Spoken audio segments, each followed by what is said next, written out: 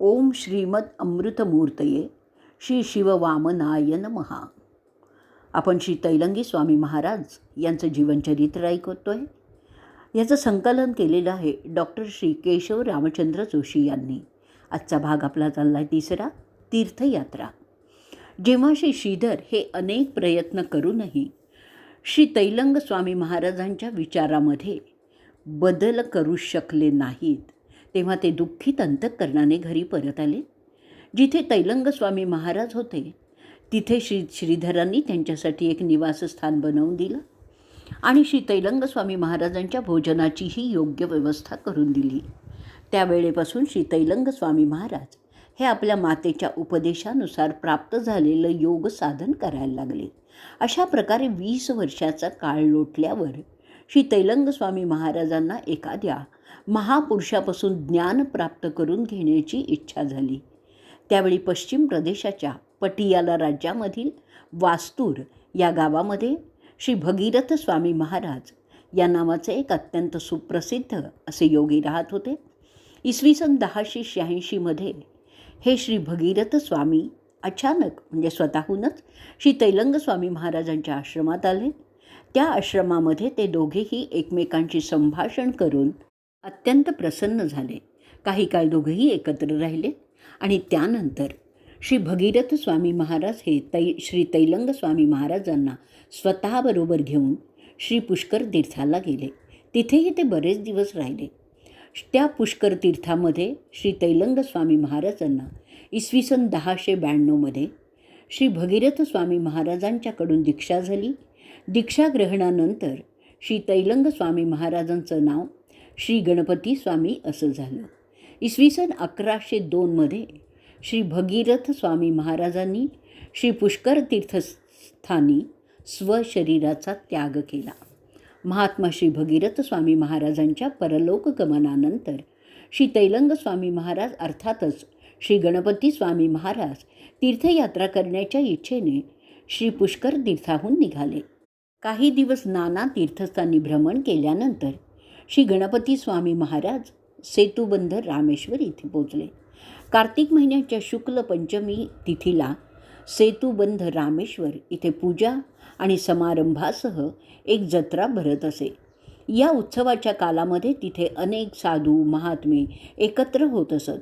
तीर्थभ्रमणाच्या इच्छेने श्री तैलंग स्वामी महाराज त्या ठिकाणी उपस्थित झाले.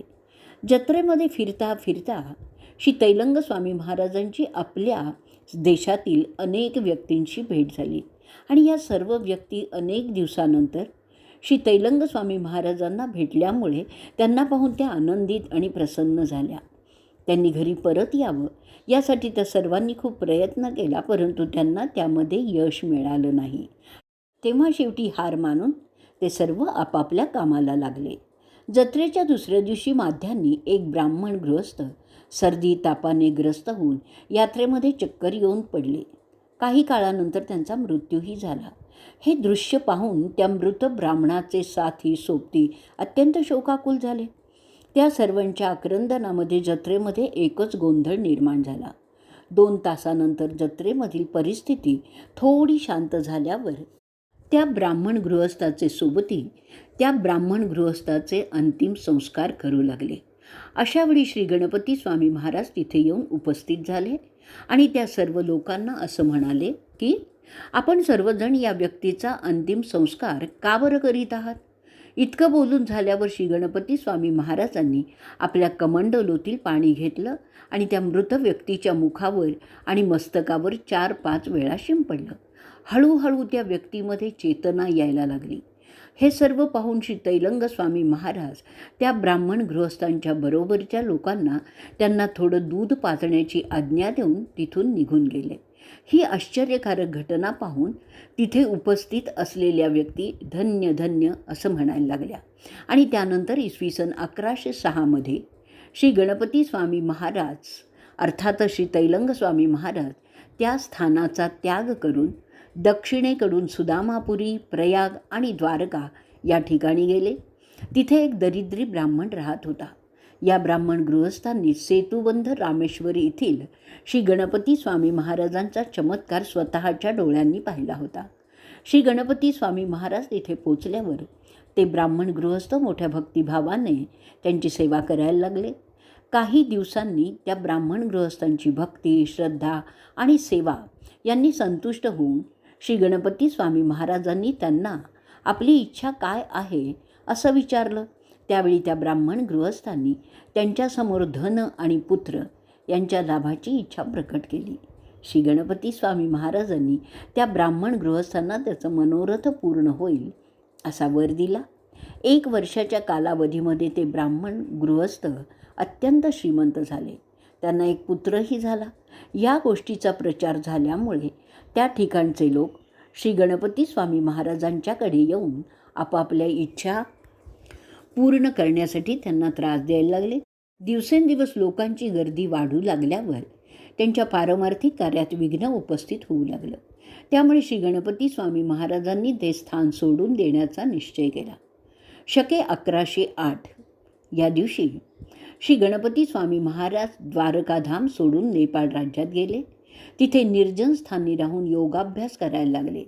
त्यांची अति आश्चर्यजनक ताकद आणि असाधारण वागणं लवकरच सर्वसाधारण लोकात पसरलं आणि एके दिवशी नेपाळचे राजे आपल्या सेनेसह मृगयेसाठी जंगलामध्ये जाऊन आपली शिकार शोधण्यात गडलेले होते. काही काळ शोध केल्यानंतर महाराजांच्या मुख्य सेनापतीने एका वाघाला लक्ष्य करून बंदूक चालवली, परंतु नेम चुकल्यामुळे ती गोळी त्या वाघाला लागली नाही. वाघ जीवाच्या भीतीने घाबरून विकट आणि आर्त डरकाळी फोडून वेगाने पळायला लागला. सैनिकसुद्धा हे पाहून त्याचा पाठलाग करण्यासाठी वेगाने घोडे पळवू लागले. अशा प्रकारे पाठलाग करीत असताना ते आपल्याबरोबरच्या लोकांना मागे सोडून बरेच लांबवर निघून गेले. जिथे श्री गणपती स्वामी महाराज ध्यानमग्न बसले होते तिथे तो वाघ येऊन पोचला आणि आर्तनाद करून श्री स्वामीजींच्या पायांवर मांजराप्रमाणे आडवा झाला. त्या वाघाच्या विकट आणि दुःखित अशा डरकाळीने श्री स्वामीजींचं ध्यान भंग झालं. डोळे उघडताच त्यांची दृष्टी त्या वाघावर पडली आणि त्यांच्या ध्यानात सर्व काही विषय आला. श्री स्वामीजींनी त्या वाघाच्या अंगावरून हात फिरवला, त्याला अभय दिलं, त्याचं सांत्वन केलं. त्या वाघाचा पाठलाग करणारे ते सैनिकही तत्काळ श्री स्वामीजींच्या जवळ उपस्थित झाले. हे अद्भुत आणि असाधारण दृश्य पाहून ते सैनिक किंकर्तव्य विमूढ झाले आणि काळसूत्री बाहुलीप्रमाणे स्तब्ध उभे राहिले. सैनिकांची अशी अवस्था पाहून करुणामय श्री स्वामीजींनी खुणेनेच त्यांना आपल्याजवळ बोलवलं. ते सैनिक अतिशय भयभीत अवस्थेत हळूहळू श्री स्वामीजींच्या जवळ आले. त्यांनी त्यांना प्रणाम केला. श्री स्वामीजी हसून त्यांना असं म्हणाले की इतकं आश्चर्यचकित किंवा भयभीत होण्याचं काय कारण आहे? जर तुम्ही हिंसक प्रवृत्ती सोडून दिलीत तर कोणताही हिंसक पशुसुद्धा तुम्हाला कोणतीही इजा करणार नाही. त्याचं हे प्रत्यक्ष प्रमाण पहा. हा वाघ बघा कसा शांत चित्ताने पहुडलेला आहे. आत्तापर्यंत तुम्ही त्याचा वध करण्याचा संकल्प केला होता, परंतु आता हा वाघ अत्यंत सहजपणे तुमचं प्राणहरणही करू शकेल. तुम्हीही आत्ता याच वेळी त्याच भयाने भारलेला आहात. कोणालाही कोणाचाही प्राण घेण्याचा अधिकार नाही. जर असा अधिकार असता तर तुम्ही या आधीच या प्राण्याचा वध करू शकला असतात. या जगतामध्ये सर्व प्राणी मात्र हे एकसमानच आहेत. कोणीही कोणाचीही हिंसा करणं योग्य नाही. आता तुम्हाला कोणतंही भय बाळगण्याचं कारण नाही. तुम्ही निर्विघ्नपणे आपल्या स्वामींच्याकडे जा. आजपासून हिंसा प्रवृत्तीचा त्याग करण्याचा प्रयत्न करा. श्री स्वामीजींच्या वाणीने अशा प्रकारे निर्भय झालेले ते सैनिक शांतचित्त झाले. जी कधी पाहिली नव्हती, जी कधी ऐकलेली नव्हती अशी गोष्ट आज त्यांना प्रत्यक्षात पाहायला आणि ऐकायलाही मिळाली होती. ते सैनिक मूकवत झाले. श्री स्वामीजींची चरणधूळ घेऊन त्यांच्याच आज्ञेनुसार ते तिथून त्वरित निघून गेले आणि तो वाघही काही काळानंतर आपल्या गंतव्यस्थानी निघून गेला. ते सैनिक श्री स्वामीजींचा निरोप घेऊन त्या घटनेचं चिंतन करीत घरी परत आले. विलंब न करता त्यांनी राजाला या घटनेचा वृत्तांत कथन केला. राजा तसंच तिथे उपस्थित असलेल्या राजाचे सर्व सेवक ही अद्भुत घटना ऐकून हतबद्ध झाले. नेपाळचे राजे हे मोठे धर्मपरायणच होते. श्री स्वामीजींच्या अशा प्रकारच्या असाधारण क्षमतेचं वर्णन ऐकून त्यांचं दर्शन घेण्यासाठी ते खूप उत्सुक झाले. त्या सैनिकांना आणि आपल्या सेवकांना बरोबर घेऊन ते श्री स्वामीजींच्याकडे गेले. बहुमूल्य रत्न भेट दिली. त्यांनी श्री स्वामीजींच्या चरणांवर नमस्कार केला. ज्यावेळी श्री स्वामीजींनी आपले डोळे उघडले त्यावेळी राजा आणि त्याचे सैनिक त्यांच्या दृष्टीस पडले. त्यांना पाहून त्यांनी स्मितहास्य केलं. राजाने दिलेल्या भेटीला श्री स्वामीजींनी स्पर्शही केला नाही. श्री विश्वंभराच्या रत्नभंडाराच्या अमूल्य रत्नांचा उपभोग घेऊन जे तृप्त झालेले आहेत त्यांना या नश्वर आणि पार्थिव द्रव्याचं काय आकर्षण वाटणार होतं. श्री स्वामीजींनी राजाला मोठ्या सन्मानपूर्वक उत्तम प्रकारचे आणि अमौलिक असे उपदेश करून निरोप दिला. श्री स्वामीजींच्या अशा प्रकारच्याच आश्चर्यकारक कार्याचा राज्यामध्ये प्रचार झाल्यामुळे हळूहळू त्यांच्याजवळ लोकसंपर्क वाढू लागला. त्यामुळे त्यांच्या पारमार्थिक कार्यामध्ये विघ्न उत्पन्न व्हायला लागलं आणि म्हणूनच सन 1114 नेपाळ राज्य सोडणं त्यांना भाग पडलं. श्री स्वामीजी तिथून तिबेटला निघून गेले. तिथे काही दिवस वास्तव्य केल्यानंतर सन 1117 ते मानस सरोवरापाशी आले. तिथे त्यांनी दीर्घ काळपर्यंत योग साधना केली. मानस सरोवर निवास. मानस सरोवराजवळ एके दिवशी एक विधवा स्त्री एक 7 वर्षाचं मृत बालक पोटाशी धरून स्मशानाच्या दिशेने त्याचा अंतिम संस्कार करण्यासाठी जात होती आणि ती स्त्री जोरजोराने रडत होती. ते मृत बालक हाच तिचा एकुलता एक आधार होता. परंतु दुर्दैवाने आदल्या रात्रीच त्या बालकाचा सर्पदंशामुळे मृत्यू झाला होता. या जगतामध्ये त्या बालक पुत्राला सोडून तिचं इतर कोणीही नव्हतं.